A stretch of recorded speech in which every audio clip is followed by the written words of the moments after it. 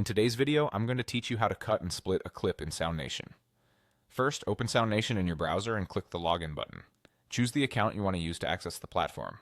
Once you're in, you'll land on your dashboard. From here, you can either create a new project if you're starting fresh, or open one you've already been working on. Either option is perfectly fine. Just make sure you're inside the project where the clip you want to edit lives. Inside your project, locate the specific clip you want to cut. This will usually be on your timeline or in your track area. Take a moment to position the playhead near the part you're planning to edit. It helps to zoom in a little so you can see the waveform or the beat markers more clearly. Precision here will save you time later.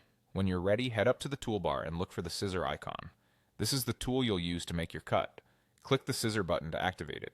You'll notice your cursor changes to indicate you're in cut mode.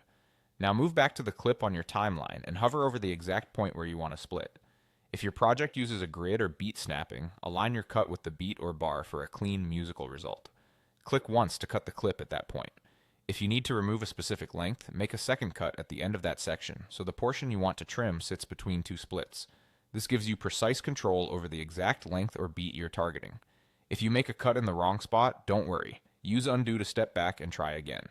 It's common to listen to a short loop around your edit point and make small adjustments until it feels right. After the cut, you'll see your clip split into separate pieces on the timeline.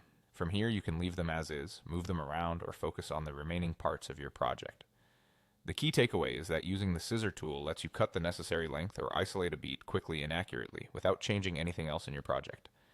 And that's it. You've logged in, opened your project, selected the clip, chosen the scissor tool, and made your cut at the exact spot you wanted. Keep practicing with small sections, and you'll get faster and more confident with every edit.